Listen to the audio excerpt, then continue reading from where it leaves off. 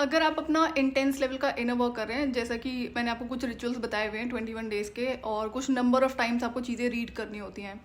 तो monitoring spirits इसमें कैसे ट्रिक करती हैं आपको कि अगर आपको कोई प्रेयर 21 टाइम्स पढ़नी है, रीड करनी है, तो उसमें आपको ट्रिक कैसे करा जाता है ताकि आप भूल जाओ कि आपने अभी कितनी बारी उसे रीड करा है। सो जो 21 डेज के लिए बताया है डेली 21 टाइम्स, तो उसमें ट्रिक करते हैं कि मे बी आपने 20 टाइम्स करा and they will try to tell you that नहीं नहीं आपका 21 टाइम्स हो गया है। या फिर एक तो ये तरीका होता है। दूसरा, आपको आपके ही वर्ड्स के साथ में ट्रिक करा जाता है मॉनिटरिंग स्पिरिट्स के साथ में। सो जैसे अगर आप कोई वर्ड बोल रहे हो, तो या तो वो उस वर्ड को स्केप करवा दिया जाएगा या तो उसकी कुछ ऑपोजिट बुलवा दिया जाएगा। तो ये बहुत ध्यान रखना पड़ता है। क्यों? क्योंकि जब आप अपना रिचुअल परफॉर्म कर रहे हैं, जैसे 21 डेज के लिए बताया हुआ है और डेली 21 टाइम्स आपको रीड करना है, तो वो रिचुअल प्रॉपर होता है। इसमें आप एक भी दिन स्केप नहीं कर सकते हो। तो ये इसमें बहुत ज़्यादा ट्राई करते हैं। एंड जो दूसरा मैंने बताया कि आपके वर्ड्स को गलत मिस प्रोनाउंस कराना, ये भी बहुत होता है।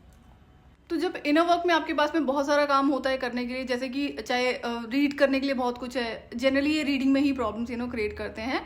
तो या तो आप भूल जाएंगे, स्केप कर देंगे कितनी बार आपने करा अभी तक। तो इसलिए जैसे काउंटिंग होती है, फिंगर्स पे काउंटिंग होती है 21 टाइम्स, अगर कोई भी चीज़ आपको रीड करनी है तो उसका आपको ध्यान रखना पड़ेगा। क्यों? क्योंकि ये बहुत इंटेंस लेवल पे ट्राई करते हैं। दूसरा, जो वर्ड्स को स्केप करवाना है या फिर गलत चीज़ें आपसे निकलवानी है, तो इसमें भी कब ट्रिक होता है जब आप बहुत ज़्यादा फ्लो में किसी चीज़ को कर रहे हो, मतलब मे बी आपके पास टाइम की कमी है या फिर आदत पड़ गई है कि इतने टाइम के अंदर आप इसे कंप्लीट कर लेंगे, तो इन चीज़ों का ध्यान आपको रखना पड़ेगा।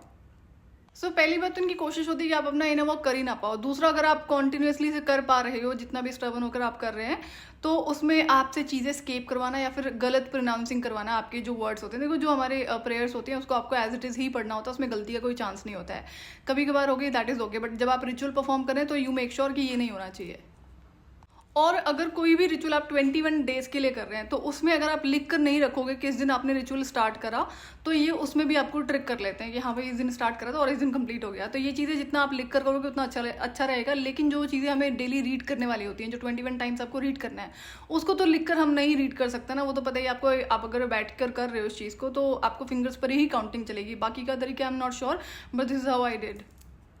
तो जैसे भी आपके लिए कंफर्टेबल हो, अगर लिखकर भी आपको 21 टाइम्स डेली जो चीज़ें रीड करनी है कि हाँ एक बार कर लिया, देन टिक मार्क कर लिया एंड देन फिर सेकंड टाइम, तो इस तरह से अगर करना है तो आप कर सकते हो, बट मेक श्योर कि गलती नहीं करनी है रिचुअल्स में।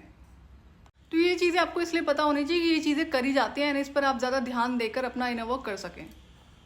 और जो मैंने पहले शेयर किया था कि कोई ना कोई ऐसा आपके साथ में इशू क्रिएट करा जाएगा ताकि आप इसे कर ही ना पाओ, जैसे मे बी कोई इंसान आपके घर पर आ गया या कोई और सिचुएशन हो गई ताकि ये स्केप हो जाए, तो इन चीज़ों का भी ध्यान रखना होता है।